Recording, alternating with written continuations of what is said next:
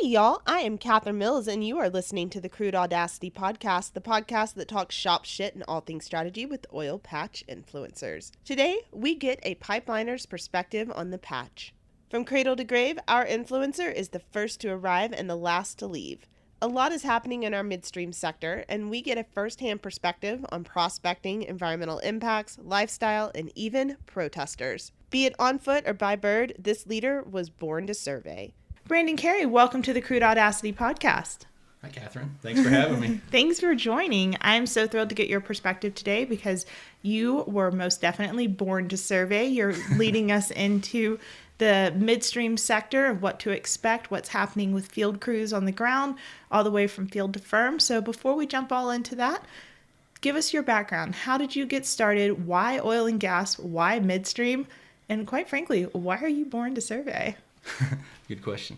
Okay, so my background is basically civil engineering and surveying. I grew up in Kansas City, and I didn't get involved in oil and gas until about 2006. Before that, I was Were you just following the money?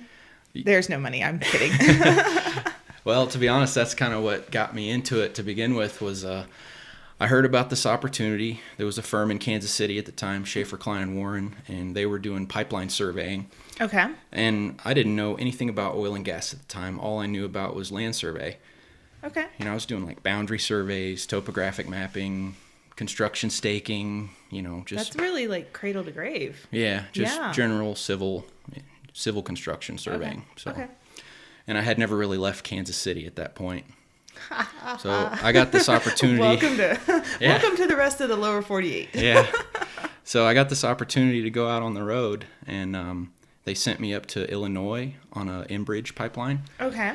So we were just doing preliminary mapping, getting the route established, to get all the permits in order and to get the alignment sheets done. So you were kind of learning by like fire by baptism, so to speak. Yeah, they threw me out there with some guys that had a lot of experience doing some pipeline mapping and as-built surveying, and so they just took me under their wing and taught me everything they knew, and I just fell in love with it. Yeah. I fell in love with the road, first of all, just the ability to kind of travel around and live kind of as a vagabond, I guess you could say. Yeah, there's a different lifestyle with the that sector.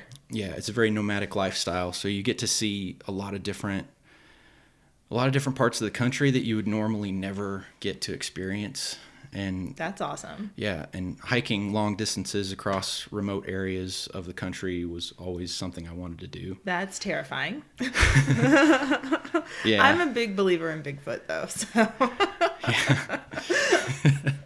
it could be terrifying. Yeah, there's parts of it that were definitely scary, getting into it, especially when I came out west and started doing surveying and mapping in the mountains.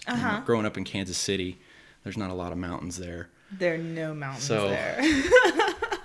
But yeah, I just got that wanderlust, and I started to learn more about the industry as a whole. So what were they teaching you? Because you'd seen some of it, but there's a difference. Well, the biggest difference is they were teaching me about the constructability factors that go into preliminary design for right-of-way corridors. Okay. So you have to learn about what all it takes to build a pipeline. Okay. And, you have to think about all that stuff while you're walking the route. While you're doing the route survey, you have to think about where's the bore going to start and end, and how much space do we need for the pullback on the bore. And it's really technical if you think about it. There's a lot of technical elements to it, for sure. And I started doing some of the drafting work, some of the design work on the office side of that. So drawing up site plans and property exhibits that would show where the proposed pipeline goes through somebody's property. Yeah. The land agent would take that to the landowner or the farmer or whatever entity owned the land. So I started to get involved with dealing with all the local government agencies, dealing with the FERC, dealing with PHMSA. All the fun ones. Yeah, dealing with the landowners directly. Yeah. So I got to hear firsthand their opinions on the pipeline. Some of them were pro, some of them are opposed. As you know. You said that mildly hesitantly. There's a lot that goes into that. I mean, I've heard a lot of different stories from a lot of different people across the country about we don't want the pipeline, or some of them are just like, we can't get enough of it because it brings an economic boom to these communities. So there's so many different factors. There's so many different viewpoints on it. And a lot of what we see in the media is just... false. Yeah, I'm trying to think of a politically correct way to... Nope, not on this podcast. Well, it's all smoke and mirrors, I think. A lot of it's just kind of propaganda. You PC? Yeah. So you're on It's propaganda. You're on Enbridge. You're learning from the ground up. Things are starting to stand out to you. What made you... How did you find your way into the next project? Well, that company contracted me out to multiple other companies, and I ended up traveling all throughout the north, like Wisconsin, Minnesota, eventually all over the east. I've done work from Maine all the way to Florida, all across the east. Damn. I've worked in the Pennsylvania oil fields, West Virginia. So you've honestly gotten to basically survey and walk almost all of the country. Well, that's the greatest thing about the surveying industry is we're the first people on the ground, and we're the last people to leave. Yeah. And a lot of these sites or pipelines or right-of-ways, we've walked every inch of it. Exactly. Multiple times. So what have been some of your biggest projects then that you've gotten to? Because I know you've seen quite a bit. Yeah. Biggest project I've ever been on was the El Paso Ruby Lateral. Ooh, what was that? So that was a really cool project. I was on that project for several years. Did the preliminary design for it out of a helicopter, actually. They flew me around in the deserts of Nevada and Utah. That is cool. To establish the first route. Yeah. It changed more times than I can even remember. But basically that line was a natural gas pipeline that went from Malin, Oregon, all the way to, it was out north of Evanston, Wyoming. That's huge. So it was 670 something miles. And you walked every inch of it, didn't you? I walked a lot of it, or rode on a four-wheeler. Oh, that's fun too. Through some of the most remote parts of northern Nevada, eastern or southeastern Oregon, and I became familiar with the Bureau of Land Management, the Forest Service, wildlife that was out there. We had to learn so much about the local ecosystem, and I mean, there's just too much to even begin to talk about. There's so much that went into that. Hundreds of landowners across the West. I did boundary surveying to establish the property lines for all these properties that we crossed. Okay. So that was probably the biggest job I've ever been on. Is there a difference between the perspective of landowners out east versus out west? Or do you think it's still a healthy mix with the yays and nays? It's a healthy mix. Good. Yeah, there's a lot of pros and a lot of cons. Yeah. But it puts people on the grid. Like what you were doing was like giving people the opportunity to have more accessible and economical energy. Yeah, well, that's kind of the whole point of Midstream is to provide local energy. Yeah, just because we can get it out of the ground doesn't mean we can utilize it without Midstream. Exactly. And a lot of times it's the safest way to transport these products too. It 100% is, because... It's not a popular opinion, but it is the truth. I don't give a shit if it's a popular opinion. Here's the reality. Didn't a train just blow up the other day and that made the news? Yeah. Well, what you see in the media about pipelines mostly is when there is a problem, it's blown way out of proportion, and people don't seem to understand that the infrastructure, shit happens. Well, the infrastructure system that we have in place now, especially like out in California, is a big problem now. There's an aging pipeline system that was not built to our current specs. So, these pipelines don't last forever. They need to be rehabbed. Exactly. They need to be rebuilt. They need to be redone. So just like things in your house or the roadways or bridges. It's very common sense to think that over time you have to up your game. So when people are anti-pipeline and, we don't want the pipeline, this and that. I bet you've seen lots of that. I've been directly involved with being on the front lines of surveying the projects, and I've also done some inspections. So I've been on the construction site itself where there are protesters, where we literally can't even drive into the project site safely because these people are just in the way. Yeah. You know? Mm-hmm. And I don't know, generally what I've noticed throughout the country is the people that are opposed to the pipeline are, you know, they just drank the Kool-Aid. They listen to the propaganda. Yeah. And we're dramatic. They don't have all the information. Exactly. It's really unfortunate. So what brought you down to Colorado after working on the Ruby? There was several projects in between. Any ones that stood out to you? It's tough to top that one. But after traveling around in the East or in the Midwest for a little bit, just doing various site projects, I worked for One Oak for a little while.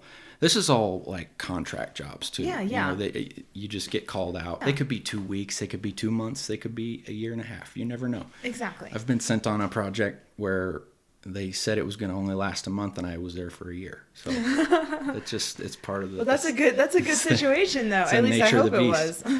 Yeah, it's really fun. So, I mean, just like a lot of pipeliners, I lived in a travel trailer for a while. A little teardrop. Yeah, basically a little 22-foot camper. You just towed around everywhere you went. But what brought me out to Colorado was this big job called the Front Range Pipeline for Enterprise. Okay. It took us about a year, maybe close to a year and a half, to do the preliminary design for it. It went from Weld County to Cushing, Oklahoma. Ooh. So my section of it went from Weld County down to around Colorado Springs area. Okay. Just east of Colorado Springs. That's a long way. It was a big spread. Yeah. I forget how many miles it was. It was like 160 miles, I think. That's awesome. So were you heading up the surveying portion of it? Yeah, me and another guy, survey supervisors. Yeah. Yeah, we managed, I think, up to 10 field crews at the time. We were just out doing the route survey. That's a lot of people. Yeah. Yeah. I moved my family at the time out to Castle Rock. We lived in Castle Rock for a little while because I have family out there. Mm-hmm. And it was kind of central to the project. Okay. I ended up just transferring my residency to Colorado because I felt. Why the heck not? I love the natural beauty of this state. Yeah. You know, I love everything about it. I mean, obviously there's too many people here now, but damn straight. That's another topic. They're all coming from California. But I will say that that's something that people don't quite realize is that engineers, field guys, midstream to upstream to downstream, and even geologists, first and foremost, we are conservationists and we are environmentalists. We have to be. And we have to be because we want to have as good a day tomorrow as we possibly can, but because of energy. Yeah, and a lot of people don't realize we live here too. We drink the water here too. Are you sure? Yeah. You drink the water in Colorado? What about the air? Do you breathe the air? Yeah, absolutely. So I want clean air too, just like anyone else. But some of the environmental protections that we put in place building these pipelines it's a lot. In what way? Is it overdone? Is it for the sake of fining and generating additional ways to get paid outside of taxation? Or is it a lot in terms of industry-leading environmental regulations? It's a lot in terms of the permitting process and getting everything approved. So the rigmarole, the red tape. There's a lot of red tape. That's unfortunate. Yeah. With 3.1 billion people off-grid across the entire world, red tape is the biggest problem. Absolutely. Well, Trump just tried to change that a couple days ago, actually. Yeah. What's your take on that? He's opening up permitting to make things easier to speed along. So basically, the exact opposite of Colorado. Yeah, he's actually trying to do exactly the opposite of what Polis is doing here in Colorado. But the interesting thing about that is we're going to have to just monitor it and see how it goes because he's been trying to do that his whole administration. And every single time his administration gets sued and they end up losing in court, unfortunately. So the environmentalists, they have the ear of the public for the most part, and they have a lot of financial backing. Mm-hmm. Well, here's hoping that they can actually make it happen because we need them in our court. So there is a unique lifestyle. Oh, yeah. To that. Can you take us through that? Because coming from, even being field side and being, firm side, mm-hmm. It's a unique individual who can step up and handle the nomadic life that is midstream. Yeah. So can you talk to us a little bit about what that involves in the community? Yeah, the community of what we call ourselves pipeliners. Oh, pipeliners? Yeah. So it's a very unique community for sure. There's a lot of highly specialized trades involved in pipeliners. Mm-hmm. There's welders, there's surveyors. Some of the coolest people I've ever met I've met on the pipeline. Really? People that are still my friends to this day that I met 10 years ago, What are they just like, caravanning around together, or how does that all work? A lot of them do stick together. A lot of them are, some of the guys stay in the same company for years, and they end up going project to project with each other. So there's like a contract company that puts everybody out where they need to be. So generally we are contractors. Okay. We either work for a contract company, or even as an inspector, I was a contractor. I was contracted through an inspection company that then worked for the pipeline operator itself. And it's just, I don't know, it's just a really interesting community of people that they all kind of got bit by the wanderlust bug at one point. The oilfield gypsies. Yeah. And there's this running joke that, like, if a pipeliner's in one spot for 6 months, that's too much. Like, he's ready to move on. Okay. Interesting. So, you kind of never really get a chance to set roots anywhere. You get to travel around. You get to see, like I said, parts of the country that you would never get to see otherwise. Exactly. On someone else's dime, That's which is always really good. appealing, though. To literally, you get so outside of a comfort zone. If a lot of people want to do that, and they talk about it, and they say, "Oh man, I'd love to travel." Like, every time I go home, I hear my friends and my family. They always ask me, like, how did you do it? You've been doing this for like over a decade now. How is that even possible? It's like, first of all, you got to get your first opportunity, and which is hard. It's really tough in pipeline. So talk to us about that, because one, this country is lacking tradesmen. We need more of them. Yeah. They are true artists and skill sets. Like, this is not just something that anybody can walk in. No. So how does someone who, let's call him a high school guy, who decides, screw college, it's basically glorified babysitting, I want to go out and I want to start making money, how do they get their foot in the door? Well, it's not easy. Got to put together some kind of resume that shows that you're willing to work, Like, what does that mean? You'll start off as a general laborer. Okay. Usually, unless, I was lucky. My father is an engineer and an architect, so double nerd. I didn't, super nerd. Super nerd. I didn't get a chance. I didn't get a choice, Yeah. I was gonna either be in the field as doing drafting work, or I was either gonna be in the office doing the drafting, or I was gonna be in the field doing the surveying. Exactly. So he puts you to work at an early age, so to speak. So I had a leg up. Yeah. I was very lucky, and I'm very fortunate, and I have to thank my dad for that, and everybody else that gave me an opportunity thereafter. You really can't do it alone. You have to. But even job to job. I mean, let's say tough. You have it's 5 really to 10 tough. years of experience. So, And this is bouncing around from company to company. Exactly. That's the nature of this type of work, is you got to understand you're not going to just get on with a company and get your pension in 40 years. Exactly. It doesn't work like that. Like, you're going to do projects. Exactly. You're going to go and you're going to do whatever your task is, whether you're on the coating crew, the welding crew, whether you're the surveyor or an inspector. You're going to do the job there until your task is done, and then you got to understand that the paycheck's going to end. You're going to get laid off. And so you start making connections, right? Okay. So networking is a huge part of the community. Yeah. Self-promotion and networking is a huge part of pipelining. Like 50 guys just logged on to download some business cards. Yeah. Keep them on you at all times. Exactly. Well, it sounds like it can be kind of rough, just like... It can be. It's not for the meek, that's for sure. Exactly. But it's a rough lifestyle. It's almost as if you don't plan ahead, then you just continuously fall out of industry. Yeah. So... Because if you don't make connections on your first job, and if you don't really do a good job, whatever the task they give you, you got to basically just do it, and you can't complain. Exactly. Because with pipeline, there's 10 guys behind you waiting to replace you. Yeah. No matter how skilled or experienced you are. And the guys that are waiting for that job will take it for $2 less an hour. Exactly. So it is a very rough industry. And we're seeing industry energy across the whole. Everyone's taking the pay cut. Everyone's humbling themselves, dropping the ito to get their foot in the door. There's layoffs happening constantly. Like scary constantly. Yeah. And unfortunately, that's a part of life for the pipeliners. It's not if, it's when. Oh.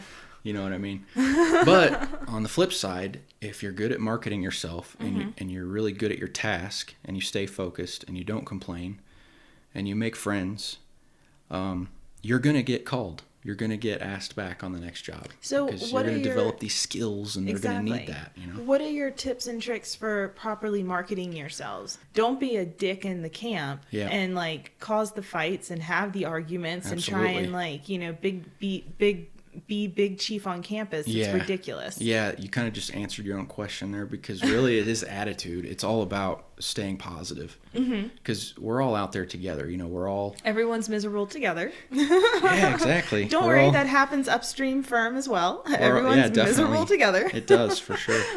The conditions are rough. You're away from home. You're in the elements all day, every day. Y'all are bringing your girlfriends with you? Some of us do. Yeah.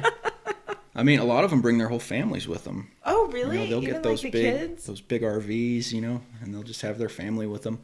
That's kind of cool. A lot of times it doesn't work out for one reason or another. Like sometimes the whole family can't be with you.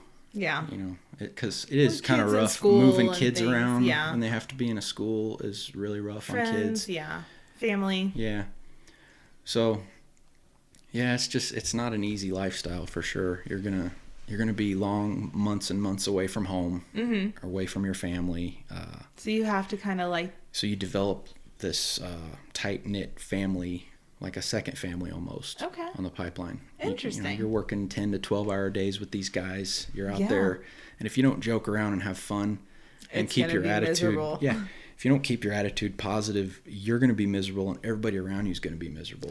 Well, let's go back to how you get your foot in the door, because Yeah. even those people that have the 10, 20 years of experience who are used to the, you know, end of contract Yeah. coming, they've marketed themselves. Yep. But The now hard we're part's seeing, done for them. Yeah. exactly. But now we're seeing hashtags, we're seeing people buying gear, and they're thinking that they're part of a community that's not actually a community. That's not the point and purpose of the community. Sure. So how do you kind of differentiate the social media lifestyle with actually networking and Yeah. effectively networking? Those are very different things. What a lot of these guys really should do is it's not the answer they want to hear, but get in your truck and drive to Midland Yeah. and look for the contractor yards and Yeah. show up. They have meetings at 6 or 6:30 a.m. Be there. Ooh. Ask for who's in charge of hiring. Say you're willing to hold a shovel all day. It's going to be tough. Yeah. And you're going to get turned down a Yeah. lot. But Oh, 50 no's to get a yes easily. easily drive out to Pennsylvania. Find out where the projects are. There's Facebook groups. There's websites that list out all the projects, where they're at.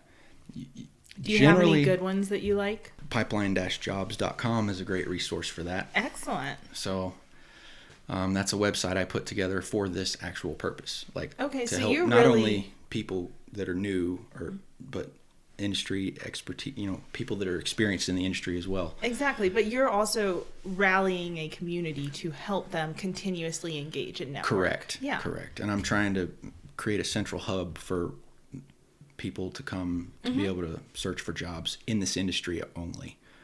Well, what are you noticing that people are not doing well enough then? As far as the new guys trying to get into it, they're Across not the board. Yeah. Let's hit them all. Well, you got to be able to write a complete sentence for one. Oh, snap. So I get no, I'm sorry, but I get these messages daily, all day, every day, and some of them are completely I don't even understand. You know what I mean? You I don't cannot text or write an email in text format. So be able to put together some kind of resume that shows your work experience and highlight the things that you feel like you could bring to the table. And really, you just got to show up. That's the biggest thing. Find out where these projects are happening. Find out where the oil fields are. Like there's Weld County, Colorado. There's project yards everywhere up there. Yeah. Midland, Texas, Midland, All Odessa. Googleable. Yep, it's all Googleable. And I post pretty much daily. I post project updates and pipeline news industry updates on my website, which if you read through some of the stuff, you can very clearly see where the pockets of work are. Yes. So, Well, that's also something, if you take the time to just educate yourself on even just a high-level news segment, Yeah. and you can speak intelligently about what's potentially coming, people, one, Yep. they're willing to have a conversation, but two, they're willing to listen to you. absolutely. And that's another way to be more effective in your networking, is paying it forward by spreading that knowledge. Yeah, that's a big part of what I try to do, is just stay educated on what's happening. You know I love the West, and I'm living in the West, but I still try to keep up with what's happening in the East, like Yeah. the Atlantic Coast Pipeline. Ooh. I did some work on that. Tell us about it. The Atlantic Coast Pipeline is where it's been in the works for 4 years now, Okay. and it's been held up at the Circuit Court in Richmond, Virginia, for Damn it, most of Richmond. those 4 years. I used to live there. They're morons sometimes. The problem is, the problem out there is there's a gas shortage. There's a natural gas shortage, and people aren't getting the gas they need in the winter to Correct. heat their homes. And they're freezing to death and dying. Yeah, No, that so- actually is happening. I know it really is very rough. Yeah. It's a very serious problem, and Dominion Energy is trying to take fracked gas from West Virginia and build a pipeline down through Virginia into North Carolina to provide gas to these markets. It's going to help lower the cost of gas and increase the availability of it, and it's local. Yeah. It's I say local, but it's cheap and it's affordable because it's more, economically sourced. absolutely. And it's been held up in court with the red tape and the environmentalists, the activists, Who don't even The bother to nonprofits. understand the other side. they're just not educated on the other side, and they're not willing to listen to the other point of view. It's called purposeful ignorance. Yeah. Yeah, I agree with that. Yep. 100%. Because if you're not willing to have a conversation and listen to, the pros and cons, you really have no right to have an opinion on this. Probably. Yeah. You know what I mean? Read something other than a Facebook headline. Yeah, I mean, that's what people do, is they'll read these headlines and not even read the articles a lot of times. I know the headlines are so fun though. Very sensationalized, highly Yeah. sensationalized. And but these people that protest the pipelines, they mobilize from all over the country. They're not local to these communities. Talk to me about these professional protesters being paid to go protest pipelines. It's a propaganda machine, and it's not necessarily about protecting the environment. It's about sensationalism. It's about sensationalizing all of So likes on Instagram. the potential negative aspects that could come about from a pipeline in the event that it leaks. In the event, which is actually very rare. Especially the way we build them now. With Look. the current API specifications that we hold ourselves to, Oh yeah. you And the thing is that is expected. You expect an industry to get better and to evolve. The way we were drilling wells back in the 50s Correct. is not how we drill wells now. And you want it magnitudes better. And to their credit, I will say that we have drastically improved our environmental performance as a result of some of these protests and some of these environmentalists that have held up the pipeline projects. It all started with the Alaska pipeline. Okay. So there's actually a really cool documentary on YouTube about the Alaska pipeline project. What's it called? I would just literally get on YouTube and type in Alaska pipeline documentary. Okay. It's really cool. Yeah. It all started in the early 70s when the environmental groups that were trying to protect Alaska and prevent the Alaskan pipeline from being built. All these new environmental laws got put in place, and the company that was Alyeska, the company that was trying to build the pipeline, Okay. which was a conglomerate from other big oil corporations. I believe Shell was involved. Some major oil companies trying to build this pipeline. They basically just agreed to a lot of things that were nearly impossible to do constructability-wise Okay. in order to get the thing pushed through. Okay. So the environmentalists just hammered them in federal court and won a lot. It's highly detailed in that documentary. You should definitely watch it. Yeah. But that's kind of what started all the the environmental regulations that have hit midstream so hard. Well, like in the late 60s, early 70s, that's when all the predictions of the end of the world were coming out. Sure. We were running out of oil. Sure. We were going to melt the planet. We were basically going to create this giant fireball and kill us all. Not one of those have come true. Now, certain aspects are definitely up for negotiation, such as we know that temperatures are getting warmer. Nobody is denying that, but Sure. being first and foremost conservationist and environmentalist, it is our job as the industry or energy industry to find a solution.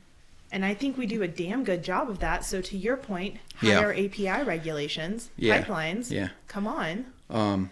Well, I do have to say that obviously the climate is changing. Climate changes. Well, climate's not the same up in Colorado that it is in Mississippi. It's never been the same. Nope.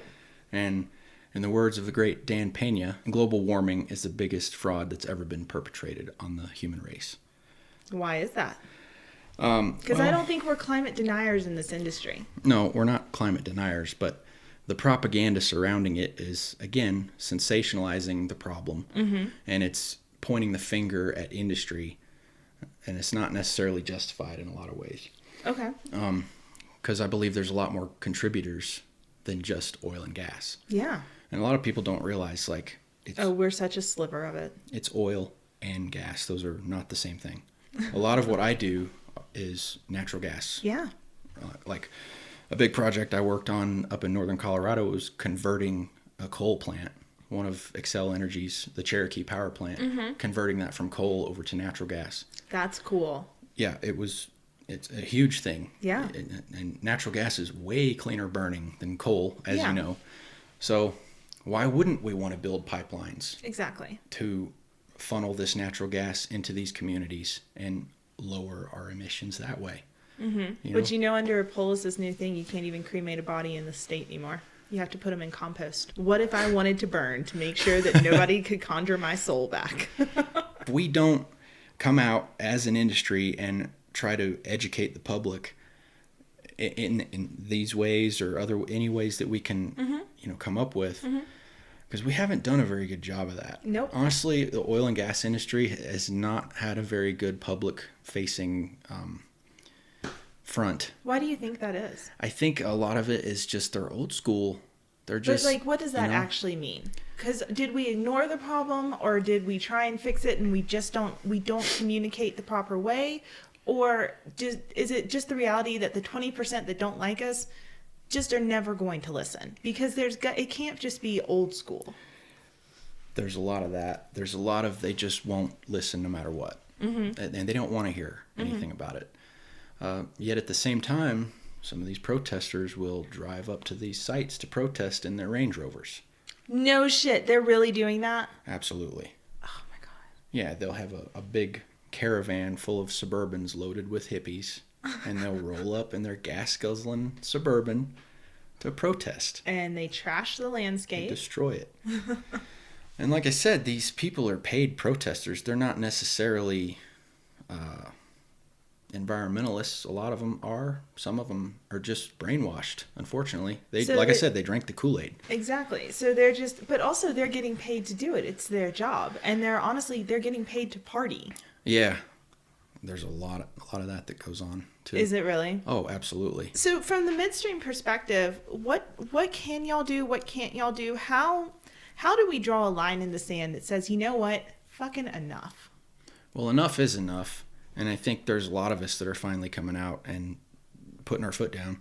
It's kind of what I'm doing right now. I'm passionate about the industry. Exactly. It's provided for me and my family for years.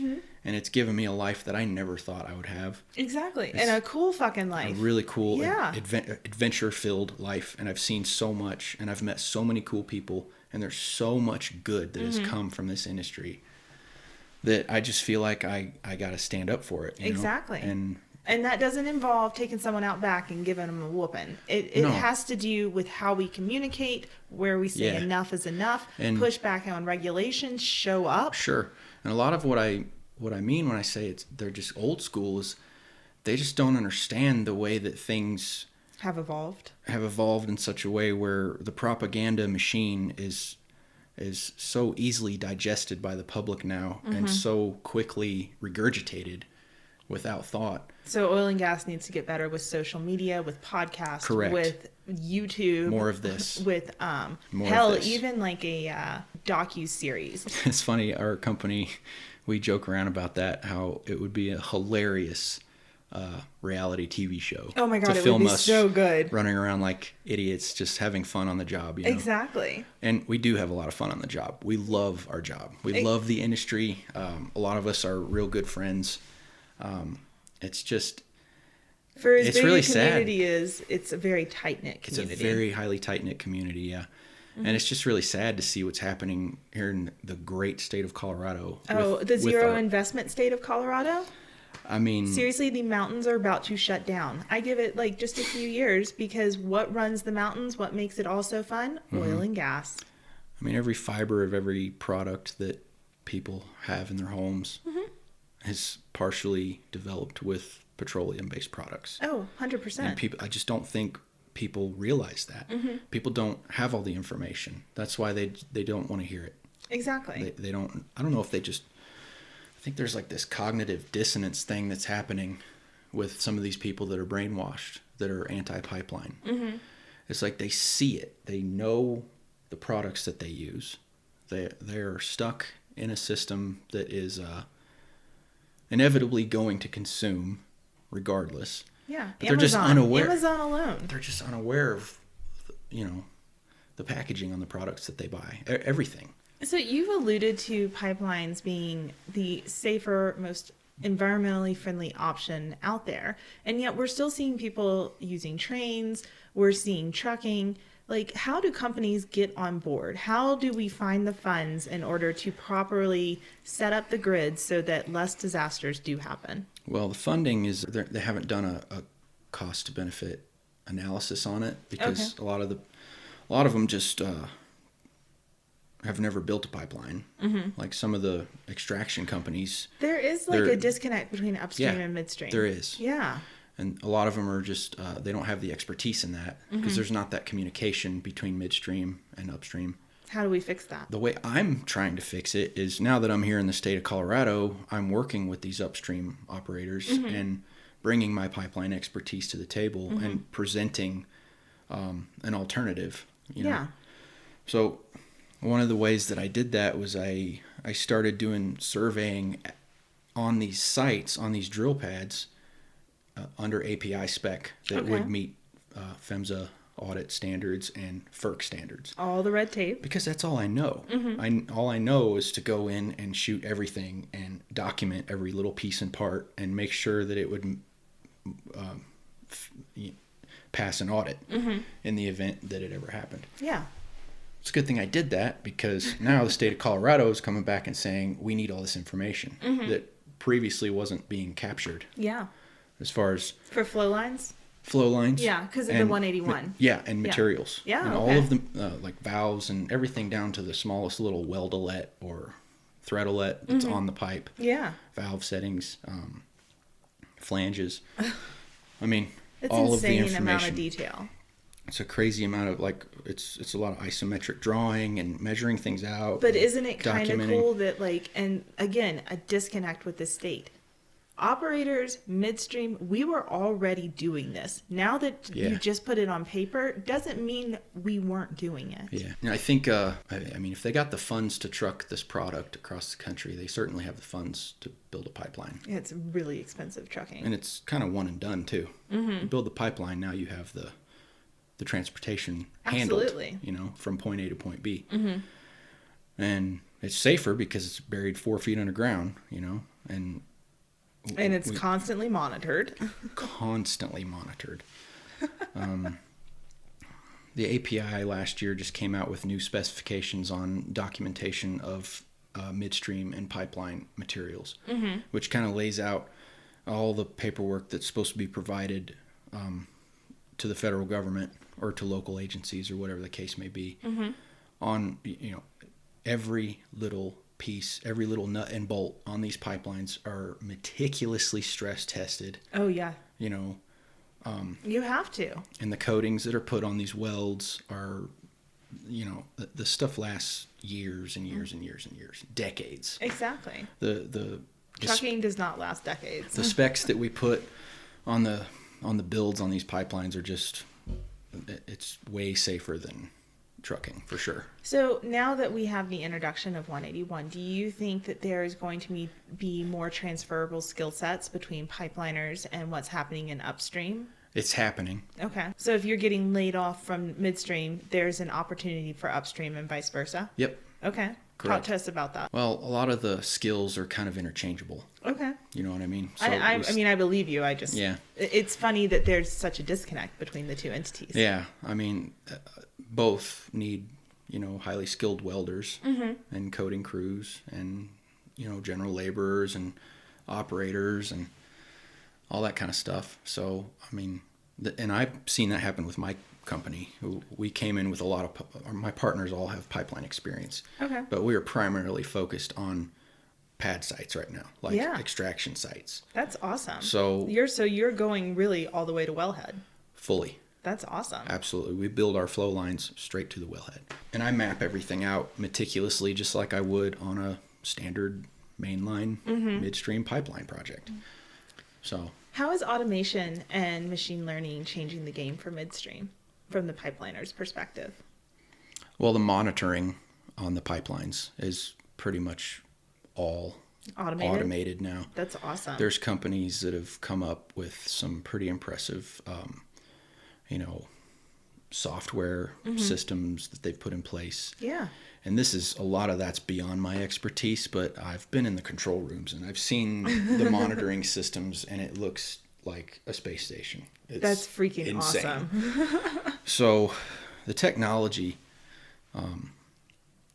innovation in pipeline and midstream has really come a long way. Okay. It's amazing. Is there room for pipeliners to start branching out into some of those coding options? Because it's easy to learn and there's so many online resources. Is there an automated state where they can start taking advantage of it? Sure. I mean, all this information now is available on the internet. And there's training resources on the internet. So there's a variety of API certifications that you can get. There's a variety of NACE coding inspections that you can get. There's welding inspection certifications. So there's just a lot of opportunity, it seems. Y'all see the environmental impacts. You see the protesters. You see the breakdown. You see where the money's coming from. What is the best way to survive and thrive in midstream from your perspective? I would say, like I said before, just keep a positive attitude and learn as much as you can. Absorb as much information as you can. Interesting. And don't just focus on your trade. Oh, so stretch outside your role. Sure. That's how I got involved with inspection, is because, a lot of the skills and tasks that we do as inspectors are interchangeable with surveyors. A lot of the documentation of the materials and everything like that. How does communication work from field to firm? I mean, it's super helpful for the office people to come out and do field visits and actually spend some time or maybe even a week on a pipeline project with whatever trade that they're interested in learning about. Join the camp for a week. Join the camp. Get your hands dirty. Show up, just show up and learn. Leave the khakis at home. Yeah, exactly. Put your FRs on. Put your hard hat on. Get your hands dirty. Get your hands dirty. Stop bitching. Exactly right. Definitely no bitching. That's not allowed. How can communication improve between the theoretical work and the actual design? Yeah, that's a big part of my career. That's a huge Never part mind. of what We'll leave that as job security. No, I'm just kidding. So the skill set that it takes to be able to have that line of communication open is it's definitely learned. You know what I mean? You have to learn new languages and new ways of going about things. But like I said, it's just a huge part of what I've done, is because I have that background with an engineering company. Like my dad worked, he owned his own engineering and design firm. So I kind of have that background. So again, I have a leg up there, but just trying to keep an open mind. Okay. You know what I mean? Yeah. That's Being tough. willing to pick up the phone and speak to someone. Oh man, yeah. A lot of problems could be resolved if the field guys would just pick up the phone every now and then. Pick up the damn phones. You carry it around all day anyway. Yeah. So talk to me about being an entrepreneur in this industry, because you're also an author. So you have your book. Yeah. You have your Pipeliners website, which is pipeline-jobs.com. Sure. You're building some other secret sauce things for Midstream and Pipeline. You're an author. So talk to me about being an entrepreneur and looking for opportunities and building side hustles, because quite frankly, if you're making less than $150,000, I don't care of your industry, you need a side hustle. Especially in Colorado. Especially anywhere. Are you kidding me? It's too expensive to be born these days. I know, it's crazy. I mean, you got to be motivated to better yourself. And if you think that you're just going to work for a company, for somebody else for the rest of your life, and that's going to be enough, it's not. We don't live in that world anymore. Nope. The white picket fence is bullshit now. I mean, the American dream as it was in the 50s and 60s is not the same as it is now for my generation, and especially the generations coming after me. You're going to have to be a hustler. You're going to have to hustle. I'm sorry. You're not going to make enough money working for a company to be able to retire eventually. It's just not going to happen. What's retirement? Plus, nobody in our industry retires. We petrify at our desk or at our job. I can't imagine retiring. I had a conversation with one of the guys I work with the other day about this, and I just don't see it as even an option. I'll always work. Yeah, it's fun. If I end up selling a business and doing well, I'll start another business and do it again, because I can't stop. No, even if I won the lottery, sure, I'd take a week off, but after that, I'd be like, all right, what's up? Yeah. So the entrepreneurial spirit is just born from filling gaps in the market. Seeing a need. We've got a lot right now with everything pivoting. There's so many opportunities. If you think you have a good idea, make it happen. So my company, Latitude Field Services, we just saw a niche and we just dove headfirst into it. And y'all have been blowing up. It's crazy. I mean, we started this company last year and it's already just, it's exploded. It's unreal. But we just saw this niche of providing a service to these operators that they don't really have. It's a full turnkey product. Yeah. We have everything from general laborers up to welders, operators, and survey all together. So we can do design, build, as built, submit the final paperwork, all of it, That's awesome. So we saw the need for... Again, you saw a cradle to grave need. Sure. And it came from... A lot of these operators are using contract companies that are these massive conglomerate corporations that there's too much bureaucracy there. There's too many levels of communication and management. So it's impossible for the client to even communicate to them properly. So again, we just saw the need and we filled it, That's awesome. Just making it a lot easier. But you also have 3 other side hustles. Tell us about your book. Well, I've been writing this book since I started traveling. Okay. I've just been keeping a travel journal. And a lot of it is industry specific, just stuff that I've learned along the way. Yeah. So I have these... The rules of thumb. I have these little field books that I've carried with me, and I've filled dozens of them just with daily insights and daily thoughts and just a lot of photography. So it's going to be a travel journal that chronicles my whole career of pipelining. That's awesome. And it's going to have a lot of cool pictures. It'll be field notes of a pipelinesurveyor.com. So it's coming out mid-year? Sure. Okay. Hold me to it. Well, it sounds pretty interesting. So you obviously have such a passion for this industry. Definitely. You're willing to take draw a line in the sand, start having the hard conversations and start saying it's not all lifting the green veil, so to speak. It needs to be done. It absolutely does. But where are we headed? We're in a new decade. We're in an election cycle, and every Democratic candidate, and again, energy, everybody wants their lights to turn on. This should not be a partisan issue. It should be a matter of high quality life versus no quality life. Sure. So where are we headed? What do you guys foresee? What are y'all excited about in Midstream? What are you terrified about in Midstream? We're headed towards educating the public and increasing the communication between our industry and the general population. I think that's fair. That's where we're headed, and that's what we're doing. So, and fortunately, we currently have an administration that is pro oil and gas and doing everything in their power to push forward the infrastructure revitalization that needs to happen throughout the country. It's actually a really exciting time to have really politicians exciting. behind us. Absolutely. It's just an ironic thing that's happening, how different it is in Washington versus the state level of Colorado. Colorado is politically correct. Oh, yes. However, we are an energy positive state. We can continue to be if the right choices are made,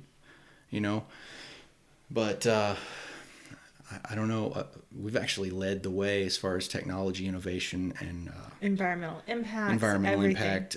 We are the case study, and in a good way. Emissions monitoring and recapture. Recapture is so cool. So I think that's where we're headed. I think there's a lot of really exciting projects coming up. If we can just get them approved to actually build them. I want to see the Northeast actually get the gas that they need to the families and the communities. My goodness. And it's heartbreaking, isn't it? It really is. It truly is. And I wish there was more awareness of, the actual reasons behind these projects. It's not just for private profit. Yeah, we're always painted as a money-hungry industry, and that's just that. If we were money-hungry, I wouldn't be working for the paycheck I'm working for, and the margins would look a shit ton better than they do.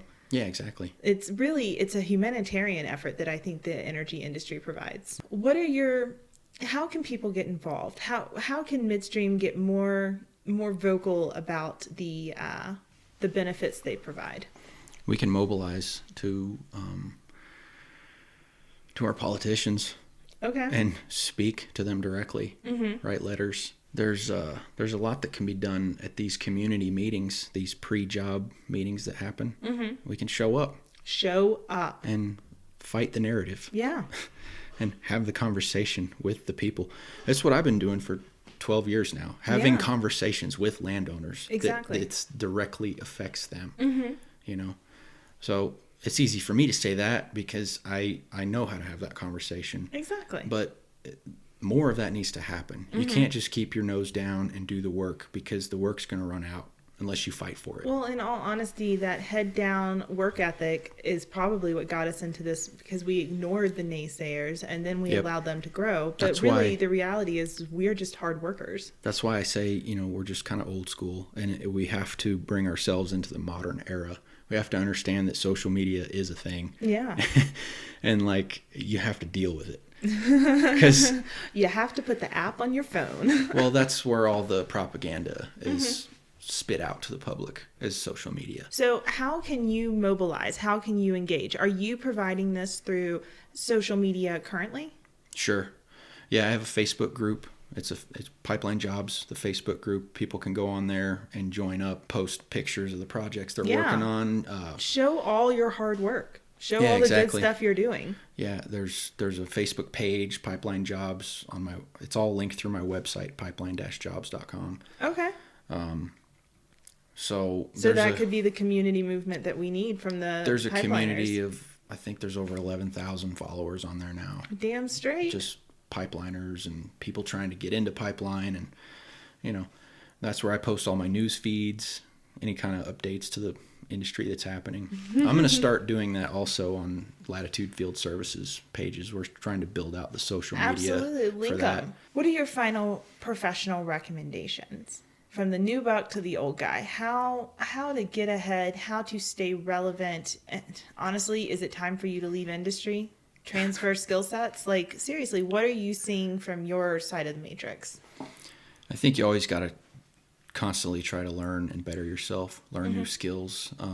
Our industry is very certification heavy, so get some certifications. How can they start doing that? There's classes that people can take. Again, I said I'll have all these resources on my website. Go take a NACE course. Go take a API course. That's cool. Learn the industry. Learn multiple facets of the industry, because it's all interlinked. It's all connected. That's one thing I've learned as a surveyor, is that my job, mingles in and out of all these different trades and skills. And so you got to ask questions. You got to constantly evolve. Be comfortable getting uncomfortable. You have to live in a state of discomfort or you're not growing. Exactly. You know? That's absolutely true. And that doesn't matter what industry you're in or where you are in your career. Exactly. Just realize that you're going to be learning until you're dead, and then you're going to learn what death is. And it's fine. Tell us about how you stay organized. You've got a lot going on. You have side hustles. You're building a company that's absolutely exploding. You're mobilizing communities. Like, what do you do in your day? What is your secret sauce to stay organized, efficient, proactive, instead of just being putting out fires? It's pretty simple. I just take a lot of notes. Honestly, You write everything down? I hate to say it like that, and there's no secret sauce there. I really just have a notebook with me everywhere I go. I keep my iPad near. I'm constantly looking things up and either storing notes in my phone or writing stuff down in my book. Do you think very meticulous? Do you think writing stuff down is better than putting things in your phone? Yeah. I learn better when I write it down. Write it down and then speak it. Yes. That helps. No, it really makes a difference. Really I does. laugh, but like it's the secret sauce to everything. So that's how I do that. But yeah, I have all these things kind of categorized in my mind too. So I have very specific visions of like the way I want the website to be, all the features I want it to have. And I have very specific vision on my business, Latitude Field Services, and my portion of it being the surveying, mapping, and inspection. Yeah. I have a very specific vision of how I'm going to manage that and how I'm going to organize the documentation side of it. And this just comes from a decade of submitting as-built projects to government agencies and to clients. Yeah. You know what I mean? So it's all very specifically laid out in my head. But the thing I like about you is you know how to make it happen in your Yeah. head, but you also put it on paper so it becomes an actionable item. And that's what everyone needs to take away is just because you think it, if you don't turn around and try and put it into action, it's not your idea until you actually do it. Yeah. What is a book, podcast, Netflix documentary, or other resource that has brought you value that you would like to pay forward or recommend to pay forward? I would search for the Pipeliner podcast on iTunes. That's really good. Really? It is a really good podcast that I just recently discovered, embarrassingly. It's great. Get with it. It's great. I mean, the dude has some really interesting topics on there. And the Crude Audacity podcast on iTunes. Damn straight. All right. Well, Brandon, thank you so much for taking the time today. You have brought such value. You have opened up our eyes to what's happening in Midstream and the pipeliner lifestyle, which sounds fucking cool. And seriously, we can't wait to hear more about what's happening with Latitude in the future and all you have at pipeline-jobs.com. So thank you so much for all you did today. Thank you. It's been great. Well, damn straight. I think it's clear that pipeliners love this country, protect our environment, and are willing to fight the good fight. Thank you, Brandon Cary, for stepping up and saying what needs to be said. As y'all know, 2020 is going to be a killer year, and there is a lot to do. So head on over to the website at www.thecrudeaudacity.com to check out upcoming events, sponsorship opportunities, and what is happening around the oil patch. Hold on, one more thing before you go. If today's episode brought you any sort of value, go online, rate, review, subscribe. Also, if you have any topics or influencers you would like us to feature, you can get in touch with us via Facebook, LinkedIn, Instagram, or the website at www.thecrudeaudacity.com. Thanks so much for your engagement, and until next week, give 'em hell.